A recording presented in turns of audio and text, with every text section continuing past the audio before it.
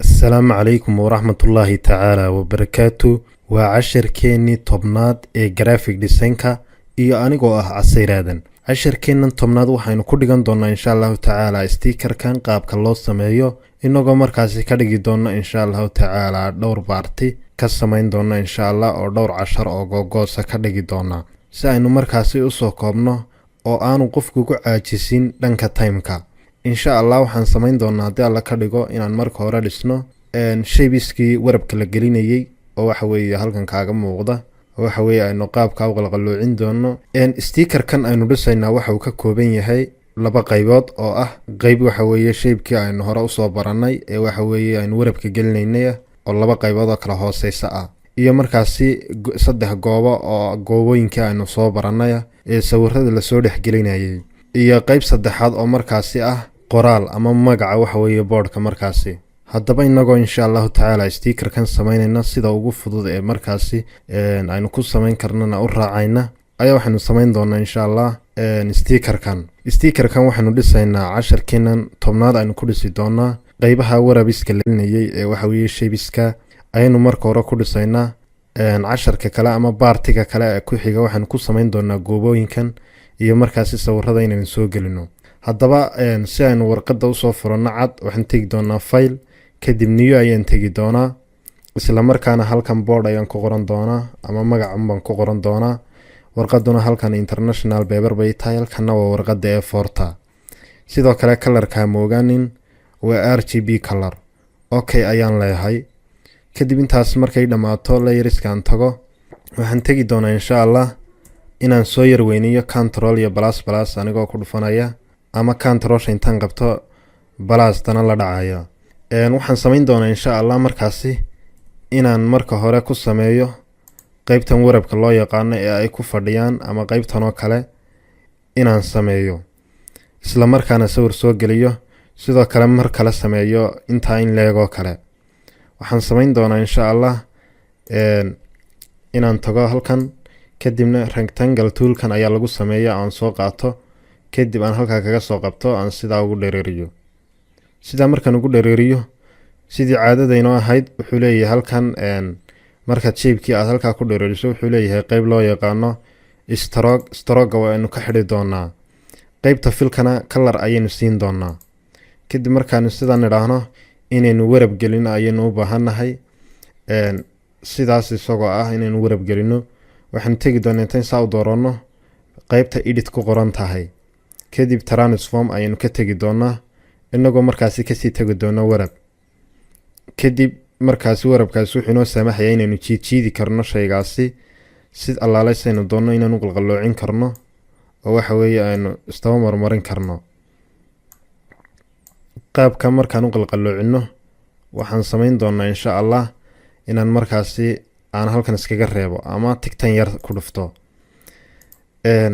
intaa markaan sameeyo aan warabki geliyo waxaan markaasi samaynayaa shadowgi yaraa inaan u sameeyo saa isagoo igu dooran ayaan layeriska tegayaa kadib fx ayaan ka tegi doonaa drop shadow ayaan leeyahaa.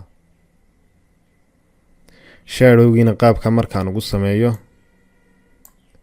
ayaan waxaan samayn doonaa okay odhanayaa. kadib waxaan rabaa kan inaan laba xabo ka dhigto isla markaana sare in yar u yara kala hinjiyo oo sare in yar u yar kala qaado si kan liidka hoosena in yari ka muuqato sida uu kan inoogu muujisan yahay oo kale. kan sawirkii ku jira waxa weeye waa shape kan liidka yari ka muuqdo ee liidka yare saa u qalooca lahina waa shape markaas aynu intaa yar ka soo muujinay. tabtaasi oo kale ayaan rabaa inaan laba xabo uga dhigto isla markaasna aan sare u yara kala qaado saasaan u doonan. iminka halkan waxaa inoogu jirta rectangle 1 kadib waxaanu qaban doonaa control iyo j dabeedna mid copy ayaanu ka samaysana kadib in yar ayaad sare u yara kala qaadaysaa saasoo kale sare ugu yara kala qaadaysaa afar geesta ayaad ka hagaajinaysaa keyboardkaaga. markaad qaabkaasi ka dhigto waxaad samayn doontaa markaasi inaad kan kalar ka bedesho oo caddaan ka dhigto. layeriska ayaad tegaysaa halkan ayarad laba jeer click ku siinaysaa oo isku dhow kadib caddaan ayaad dooran doontaa. qaabka marka aad tidhaahdo waxaan samayn doonaa markaasi inaan sawir soo gelino haddii alla ka dhigo insha allah sida kuwanba ay sawiradu ugu soo jiraan ayaynu samayn doonaa. halkan ayaynu dooran kan cad ayaynu rabnaa labada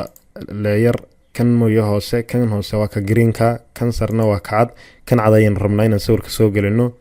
drag and drop inta ayaynu kusoo samayn doonaa sawirka ayaynu sidaa usoo jiidi doonaa photoshopka ayaynu dul keeni doonaa kadibna waxa weeye halkaas ayaynu duldhigi doonaa kadib halkan markaan keenno shiftida anigoo haya ayaan kala yar jiidi doonaa oo yar ballaarin doonaa kadib saasaan ugu aadinayaa meesha ku habboon kadib tigtayar ayaan ku dhufan doonaa isla markaas waxaan tegi doonaa layeriska si aan markaasi shapekan yara qalqalooca aan u geliyo meesha right click ayaan leeyahay create creeping mask baan leeyahay markaasi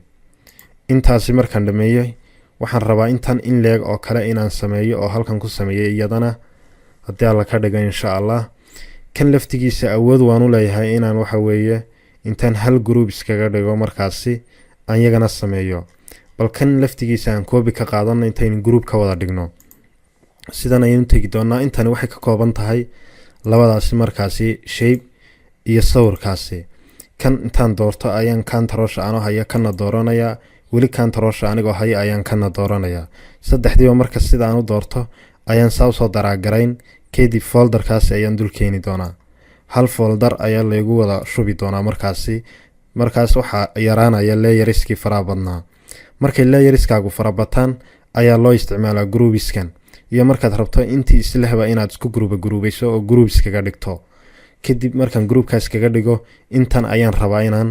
markaasi copy ka qaato groupkaas oo dhameystiran oo groupka haddii aan furo waxa ku jira saddexdii aan ku gurtay haddii aan xidhana waxa weeye uu yaraanayaa haddaba kan ayaan rabaa inaan copysto oo dhammaantooda control iyo j ayaan leeyahay copy markaan ka qaado haddaba si aanay iga kala qaadmin waxaan sameynayaa inaan control anigoo haya markaasi hoos u qaado inaan hoos u qaado ayaan doonayaa anigoo control haya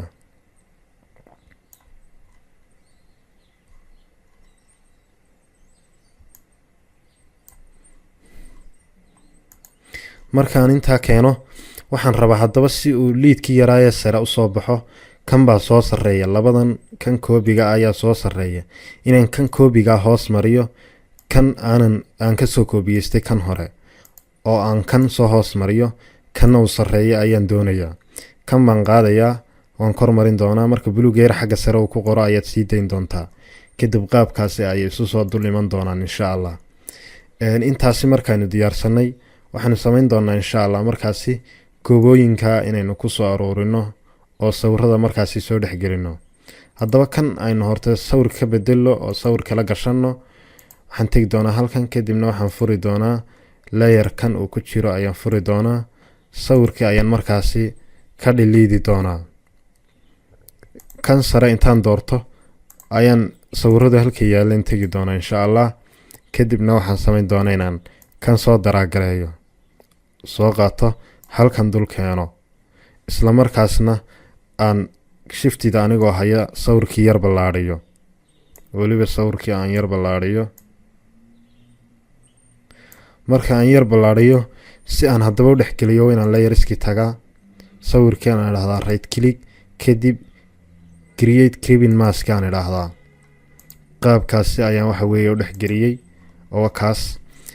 kadib casharka xiga ama qaybta xigta waxaanu ku dhigan doonaa inagoo markaasi goobooyinka soo gelin doona insha Allah casharkan intaasi ayuu ku eegyahay waa baartiga ama qaybtii koobaad ee casharka 10aad. Assalaamu calaykum waraxmatullaahi tacaala wabarakaatuh.